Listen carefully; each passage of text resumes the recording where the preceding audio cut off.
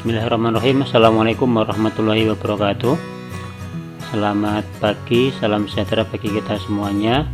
Semoga kita semua dalam keadaan sehat dan juga selamat ya. Baik, pada pertemuan pertama ini kita nanti akan belajar mengenai pengertian, konsep dan juga tujuan dari ketiga. Sebelumnya mata kuliah ketiga ini diampu oleh Ibu Radhi Hafsah dan juga saya ya. Kemudian lanjut saja. Nah, ini adalah yang akan kita bahas pada kesempatan ini, pengertian, konsep dan juga tujuan dari K3. Baik, sekarang latar belakang dari K3.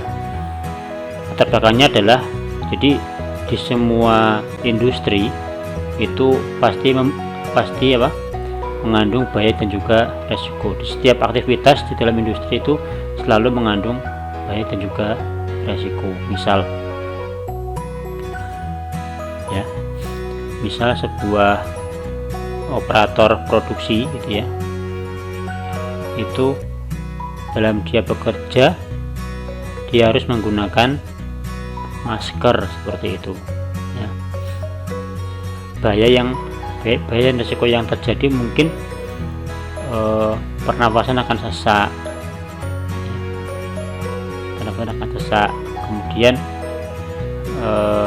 akhirnya kebanyakan operator itu, masyarakat itu merasa tidak perlu dengan K3. Saya sehat kok seperti itu.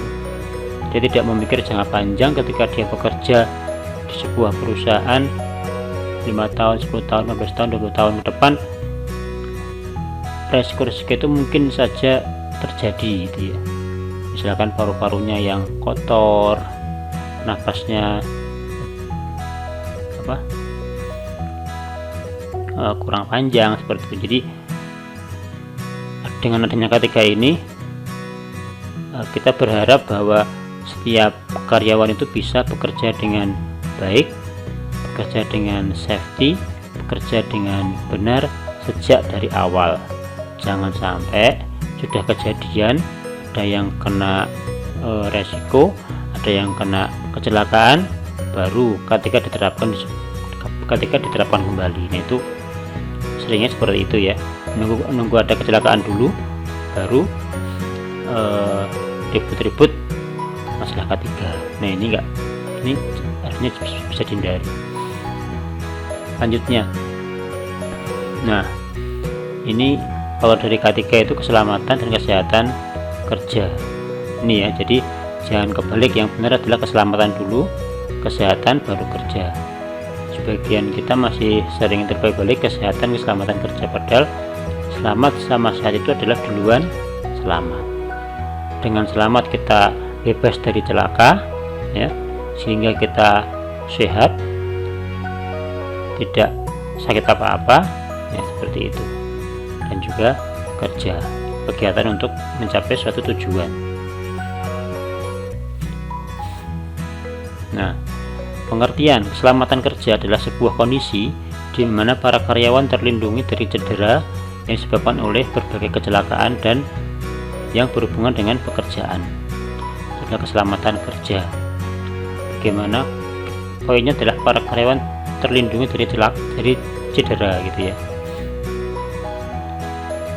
Kesehatan kerja adalah sebuah kondisi di mana para karyawan terbebas dari berbagai penyakit fisik dan emosional yang disebabkan oleh pekerjaan. Definisi K3 itu ada 3 secara filosofi, secara keilmuan, secara etimologi.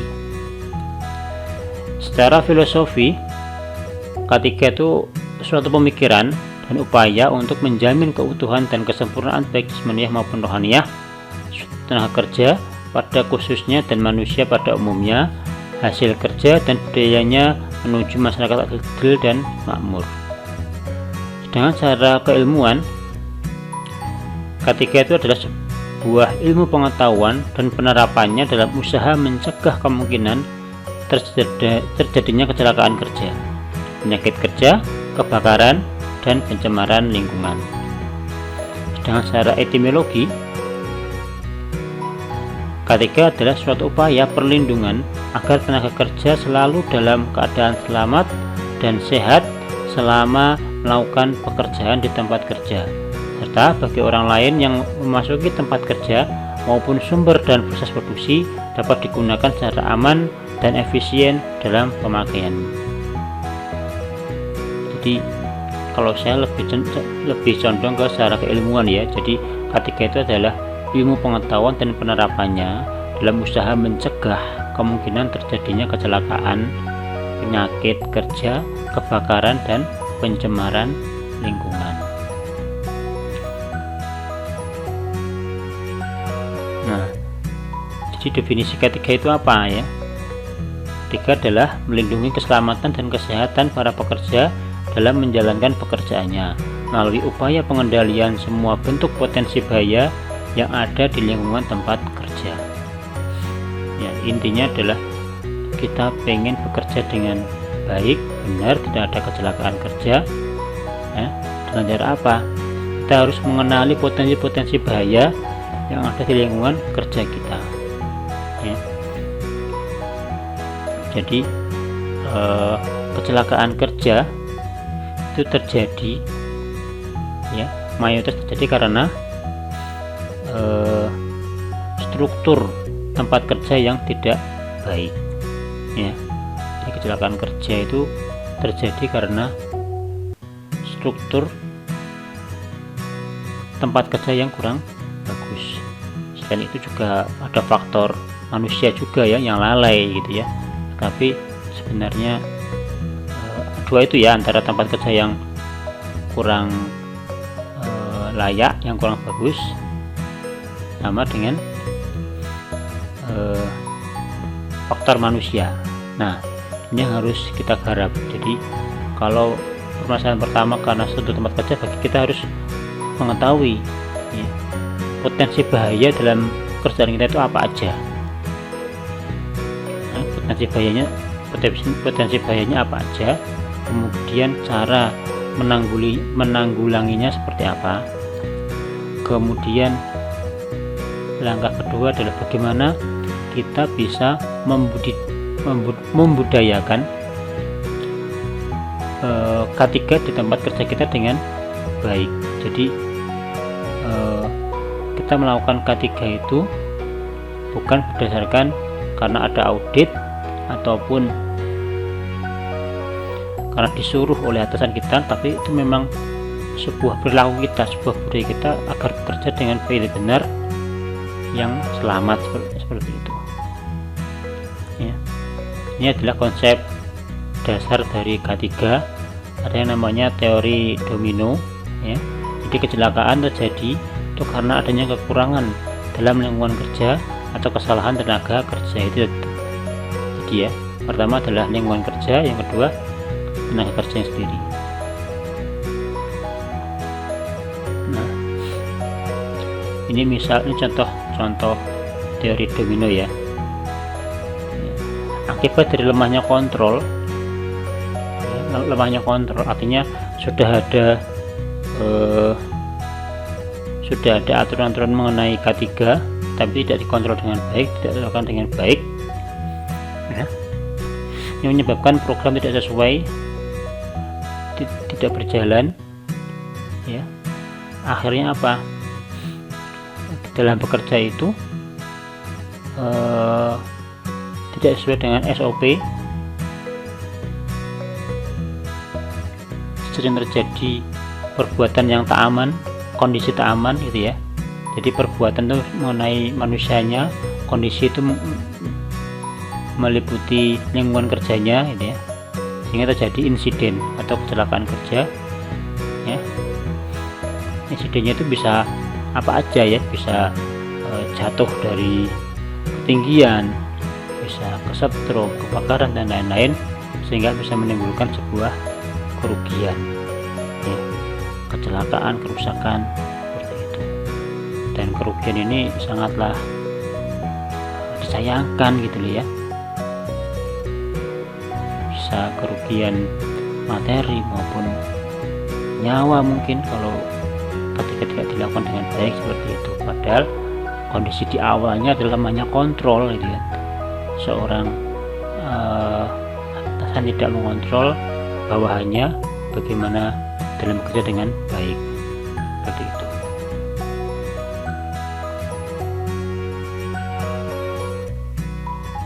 Selanjutnya, tujuan utama penerapan K3 ini ada di dalam Undang-Undang Nomor 1 Tahun 70 tentang keselamatan kerja. Tujuannya adalah melindungi dan menjamin keselamatan setiap tenaga kerja dan orang lain di tempat kerja. Yang kedua, menjamin setiap sumber produksi dapat digunakan secara aman dan efisien. Yang ketiga, meningkatkan kesejahteraan dan produktivitas nasional. Jadi di dalam Undang-Undang Nomor 1 Tahun 70 itu sangat lengkap, sudah lengkap sekali dalam membahas tentang K3 dari A sampai Z, dan undang-undang ini masih digunakan sampai saat ini gitu ya, sampai saat ini. Jadi tujuan utamanya adalah melindungi dan menjamin keselamatan kerja, ini dari segi karyawannya. Yang kedua, menjamin setiap sumber produksi, jadi alat-alat yang digunakan itu ataupun materi-materi yang digunakan itu adalah aman dan efisien gitu. Ini pentingannya perusahaan seperti itu, sehingga apa, bisa meningkatkan kesejahteraan dan produktivitas nasional. Jika kecelakaan kerjanya 0 gitu ya, atau sedikit lah paling enggak, syukur-syukur bisa 0 gitu ya, itu sehingga nanti kerja dengan baik, tidak ada kecelakaan kerja ya, karyawannya sehat semua, yang punya perusahaan juga senang karena produksinya banyak dan alat-alatnya aman, tidak ada yang rusak, sehingga sangat produktif dan juga meningkatkan kesejahteraan nasional. Nah, filosofi K3 ini banyak sekali ya. Tanggung jawab moral untuk menjaga keselamatan sesama manusia, cerminan dari budaya dalam organisasi, sebagai tanggung jawab dalam dapat dilakukan secara beruntun ke tingkat yang lebih bawah. Ini ya, yang ketiga saya ingin bahas. Jadi tidak semua tanggung jawab K3 itu ada di supervisor, ada di manajer ya, ada di yang punya perusahaan, tapi setiap tanggung jawab itu ada tingkatnya masing-masing ya. Manajemen tanggung jawabnya apa, supervisor tanggung jawabnya apa, operator tanggung jawabnya apa, sehingga jangan disalahkan ketika ada kecelakaan kerja langsung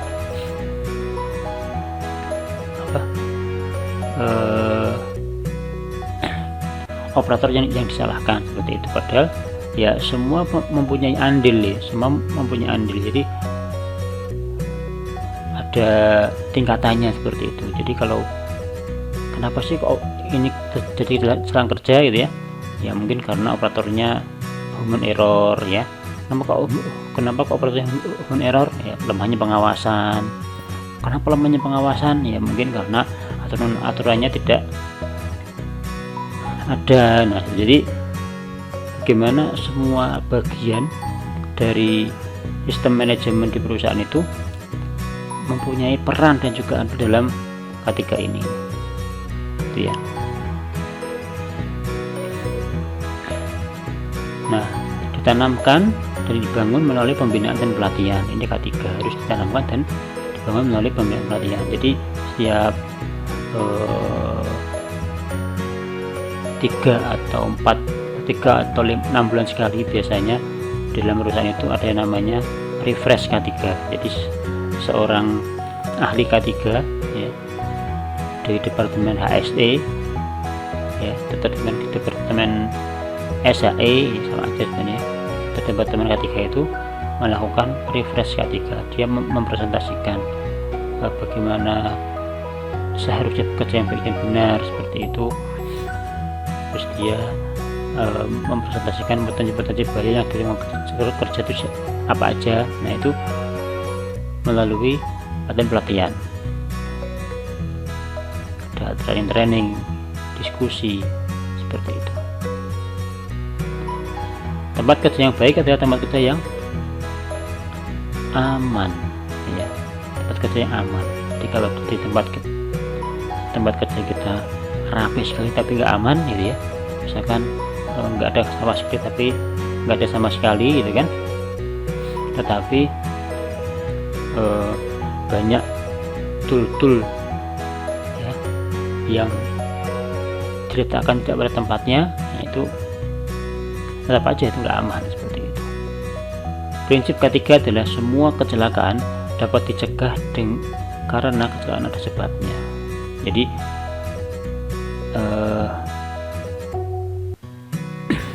gini ya, tahun 2017 itu teman saya di tempat kerja saya itu meninggal gara-gara dia jatuh dari forklift ya. Jatuh dari forklift, kepalanya kena besinya forklift sehingga dia meninggal. Meninggalnya beliau itu kalau kita secara agama mungkin ya sudah takdir seperti itu, tapi kalau secara ketiga itu tadi semua ada sebabnya gitu ya. Ada sebabnya karena dia mungkin pada saat itu memang dia naik forklift di atas palet gitu ya, tiba-tiba paletnya pecah dan kepala dia kena besinya gitu ya, sehingga beliau langsung meninggal ya. Artinya gini, kalau berbicara tentang ketiga ya, harusnya beliau memakai helm, beliau memakai safety yang lengkap ketika dia melakukan di ketinggian ya, bekerja di sebuah ketinggian, sehingga ketika ada kecelakaan kerja tersebut bisa jadi tidak sampai menimbulkan kematian seperti itu ya. Setelah itu ya semua kena itu ya, yang megang forklift langsung di SP gitu ya. Terus perusahaan memberikan santunan ya. Jadi kecelakaan kerja ini sangat sering terjadi dalam sebuah perusahaan. Kita berdoa semoga kita dalam kerja tidak ada sedikit kecelakaan kerja gitu ya. Yang ketujuh yaitu safety dibuat berdasarkan kebutuhan kondisi dan kebutuhan nyata di tempat kerja sesuai dengan potensi. Jadi setiap tempat kerja kita nanti dianalisa, dilihat potensi kecelakaannya apa aja sih. Nah, nanti baru dibikin sebuah program, sebuah aturan untuk dapat bekerja dengan baik seperti itu, dengan safety. Safety is good business gitu ya. Jadi kinerja ketiga yang baik akan memberikan manfaat terhadap bisnis perusahaan ya. Tadi kalau tidak ada kecelakaan kerja sama sekali, perusahaan juga tidak akan mengeluarkan uang yang sangat banyak untuk santunan karyawannya yang terkena kecelakaan seperti itu. Nah, ini selanjutnya adalah era revolusi sejarah setika tiga ya. Jadi sejarah setika tiga itu nanti ada di era revolusi industri, itu abad ke 18 ya. Pada era ini hal-hal yang turut mempengaruhi perkembangan K3 adalah penggantian tenaga hewan dengan mesin-mesin seperti mesin uap yang dulu ditemukan sebagai sumber energi. Nah, sebenarnya K3 itu sudah ada sebelum Masehi ya, itu sudah ada K3 bagaimana yang ada namanya teori-teori K3 seperti itu. Itu sudah mengatur tentang K3 bagaimana bekerja dengan benar, tapi mungkin belum ada istilah K3-nya seperti itu ya. Yang kedua yaitu teori era industrialisasi. Di era industrialisasi, ya, sejak era revolusi industri di atas sampai dengan pertengahan 20, penggunaan teknologi semakin berkembang sehingga ketiga juga mengikuti perkembangan ini. Perkembangan ketiga mengikuti penggunaan teknologi.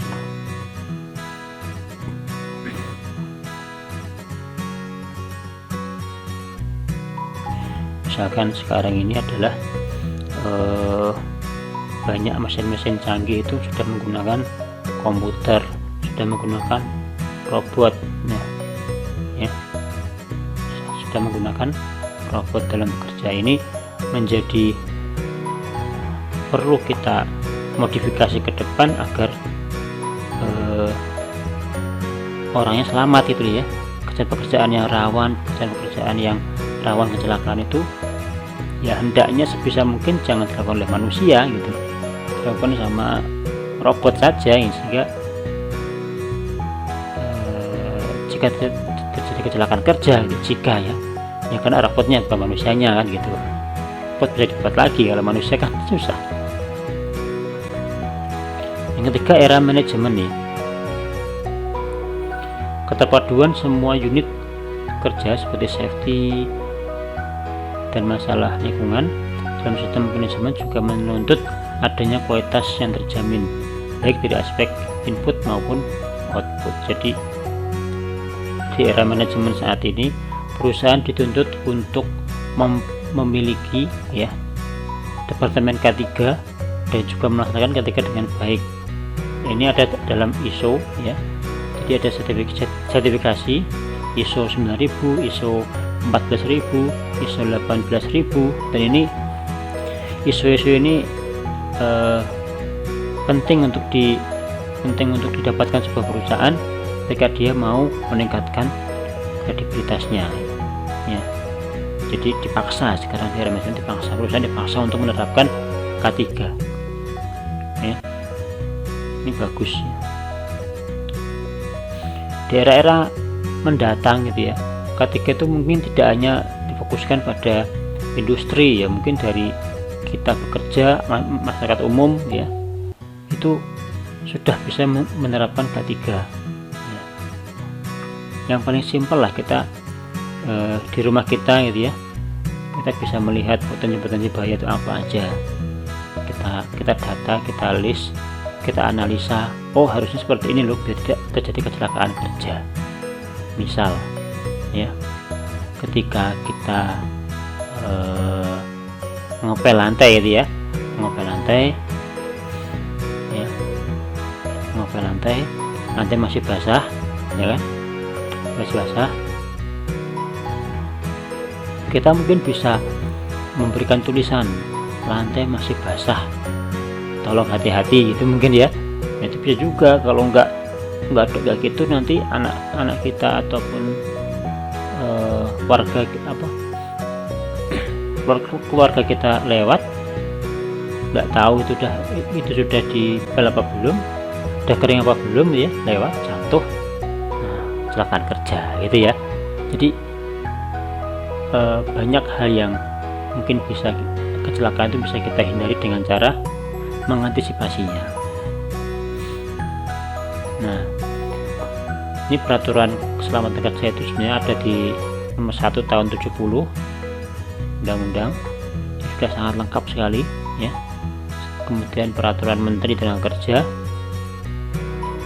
Permen nomor 5 tahun 96, kemudian Undang-Undang nomor 13 tahun 2003 tentang ketenaga kerjaan.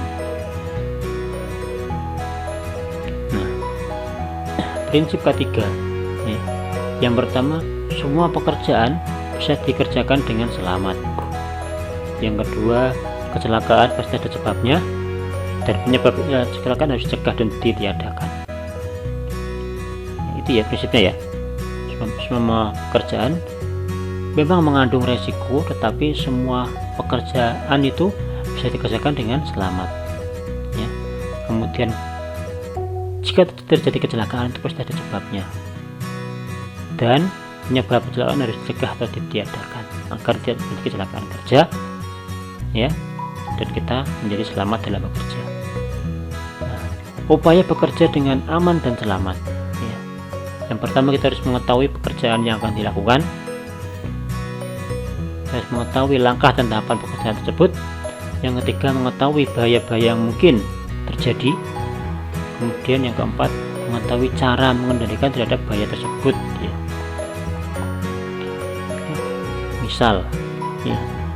Misal kalau kita bekerja sebagai tukang las misalkan ya, tukang las, kita harus tahu tukang las, tahapan-tahapan mengelas itu seperti apa ya, tahapan-tahapan dalam mengelas, kemudian bahaya-bahaya mungkin terjadi dalam mengelas itu apa aja, mungkin kena apinya ya, mungkin mesinnya mati, mungkin kebakaran itu kan, dan cara mengendalikan seperti apa. Misalkan kalau kena percikan berarti kita harus pakai pelindung ya.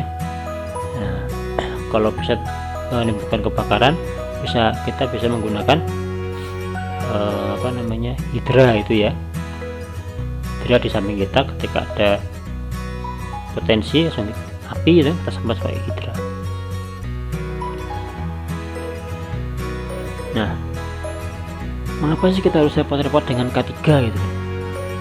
Udah lah Pak, kalau udah ada takdirnya celaka ya celaka gitu ya, jangan seperti itulah ya. Karena ini faktanya di dunia ini adalah seorang pekerja itu tewas dalam kecelakaan industri setiap 3 menit. Ini kalau diakumulasikan ya, semua pekerja di dunia dan dalam sebuah industri gitu ya, di dunia ya, ini tiap 3 menit pasti ada yang mati gitu loh ya. Yang kedua, ada lebih dari 250 juta orang kecelakaan kerja setiap tahun ya. Lebih dari 250 juta orang kecelakaan kerja setiap tahun. Yang ketiga, tempat kerja yang aman dan sehat diwajibkan oleh hukum ya. Yang keempat, mempromosikan pekerjaan yang produktif dan berkualitas itu ada dalam undang-undang seperti itu ya. Jadi tadi ya, sebenarnya kecelakaan kerja itu kan ada 2 sebab. Yang pertama, lingkungan kerja atau tempat kerja, yang kedua orangnya. Jadi kalau lingkungan kerjanya udah bagus, hal-hal yang potensi bahaya udah dihindarkan semua, tinggal kita ke orangnya, bagaimana cara membiasakan bekerja dengan baik dan benar. Baik, itu mungkin yang dapat saya sampaikan pada pertemuan pertama ini. Semoga bermanfaat. Untuk diskusi bisa disampaikan di dalam grup WhatsApp ya. Sekian, terima kasih, selamat pagi, salam sejahtera, assalamualaikum warahmatullahi wabarakatuh, salam K3.